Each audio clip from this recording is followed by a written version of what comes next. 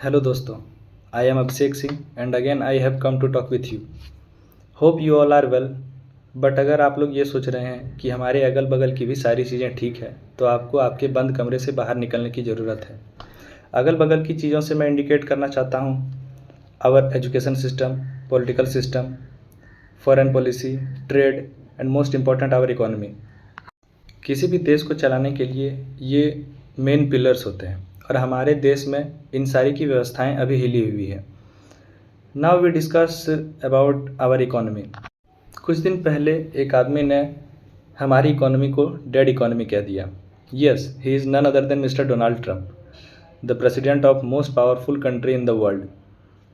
But मैं उन्हें एक आदमी से इसलिए संबोधित करना चाहता हूँ क्योंकि करंट टाइम पे ग्लोबल पॉलिटिक्स में उनकी बातों की एक पैसे की भी वैल्यू नहीं है और उन्हें लगता है कि उनके कहने से हम मान लेंगे कि हमारी इकोनॉमी डेड इकोनॉमी है। आप लोगों को ये तो पता ही होगा कि इंडिया पे 50% का टैरिफ लगा हुआ है।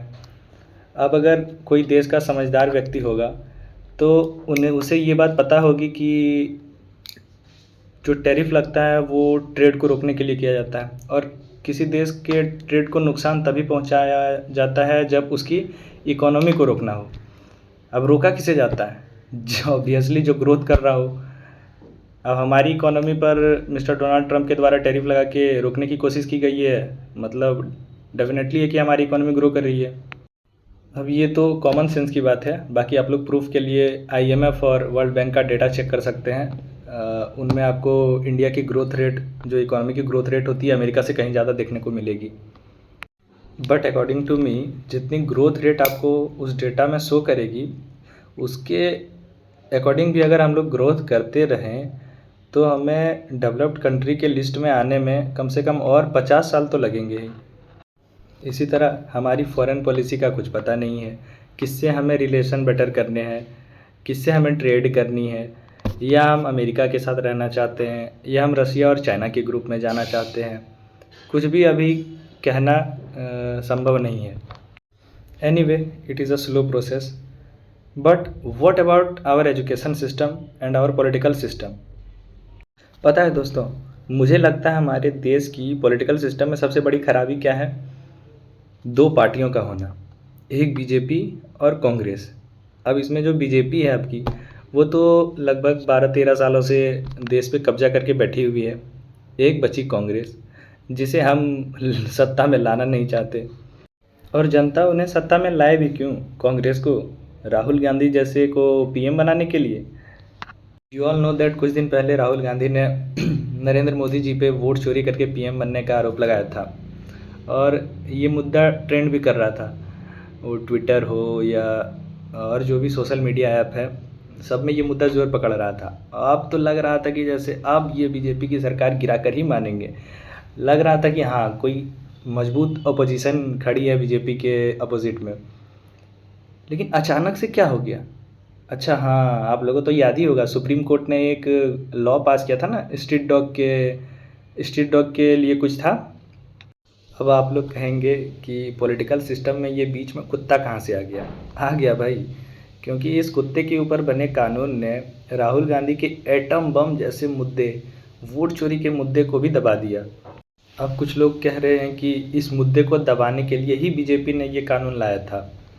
अब आप लोगों को तो पता ही है कि कोई भी लॉ सुप्रीम कोर्ट के द्वारा पास किया जाता है, पर मैं कॉन्स्टिट्यूशन को साइड में रख के ये मान भी लेता हूँ कि ये लॉ बीजेपी ने पास करवाया था और ये भी मान लेता हूँ कि इस मुद्दे को ही दबाने के लिए पास करवाया था। तो क्या राहुल गांधी और उनके सपोर्टर की इतनी भी हैसियत नहीं है कि एक कुत्ते के ऊपर बने कानून के ऊपर में अपने मुद्दे को ट्रेंड करा सके? अगले ही दिन सोशल मीडिया में देखने को मिल रहा है, save the dog, save the dog, save the street dog. और अचानक से मिस्टर राहुल गांधी लवर अचानक से डॉग लवर बन गए। भाई पर्सनली मुझे ऐसा लगता है कि राहुल गांधी को ये तक पता नहीं है कि अपोजिशन में बैठ के कैसे काम किया जा सकता है। तो रूलिंग पार्टी का तो बात ही छोड़ दो।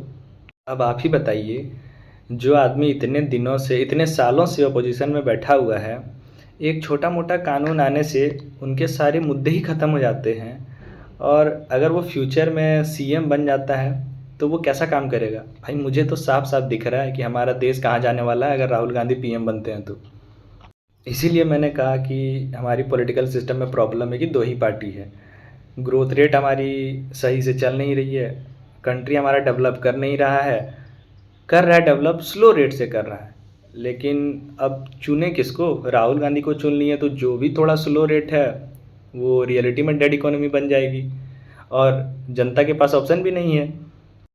तो मुझे लगता है कि डेड इकोनॉमी बनने से अच्छा है स्लो रेट से प्रोसेस करते रहे, प्रोग्रेस करते रहे, कभी तो डेवलप कंट्री की लिस्ट में आएंगे ही। लेकिन अभी भी राहुल गांधी के कुछ सपोर्टर हैं जो उन्हें पीएम बनते देखना चाहते हैं। तो मैं उनसे ये पूछना चाहता हूँ कि वोट चोरी जैसे फालतू मुद्दे उठाने के बजाय, जो कहीं एग्जिस्ट भी नहीं करता, उसकी बजाय अगर एजुकेशन सिस्टम पे बात किया जाए तो क्या वो सही नहीं रहेगा? एजुकेशन सिस्टम जो रियलिटी में एक बहुत बड़ा प्रॉब्लम है और उसके आधार पर सरकार को बुरी तरह से ब्लेम किया जा सकता है और देश का हर एक नागरिक राहुल गांधी के सपोर्ट में रहेगा। लेकिन वो ये मुद्दा कभी भी संसद में नहीं उठाते। ऐसा क्यों है? क्योंकि राहुल गांधी को भी पता है कि अगर वो ये मुद्दे संसद में उठाएंगे तो जनता उनके सपोर्ट में आ जाएगी और उन्हें पीएम बनाने का सोचने लगेगी, और उन्हें तो पीएम बनना है नहीं। वे पीएम बन के करेंगे क्या? उन्हें पता ही नहीं है पीएम में करना क्या होता है। जब अपोजिशन का उन्हें पता नहीं है क्या मुद्दा उठाना है, क्या चीज़ पे सरकार को ब्लेम करना है, तो वो पीएम बन के तो क्या कर लेंगे भारत में। एंड एट द एंड मैं वही बात फिर से दोहराना चाहूँगा कि बीजेपी के कार्यकाल में हमारा जो ग्रोथ रेट है वो बहुत स्लो है लेकिन अगर कांग्रेस आ गई तो हमारा जो ग्रोथ रेट है ज़ीरो हो जाएगा। और हमारे गांव में भी ये कहावत है, दुर्घटना से देर भली। इसलिए धीरे धीरे प्रोग्रेस करेंगे, लेकिन डेड इकोनॉमी नहीं बनना है भाई। ठीक है, 50 साल में विकसित कर लेंगे वो अच्छा है, पर डेड इकोनॉमी बन जाएंगे तो फिर कहीं का नहीं रहेंगे। इसीलिए जो समाज के समझदार व्यक्ति है वो बीजेपी और कांग्रेस को मत देखिए। BJP means slow progress, Congress means zero progress. आप ये डिसाइड करिए, आप स्लो प्रोग्रेस चूज़ करेंगे या ज़ीरो प्रोग्रेस। Thank you.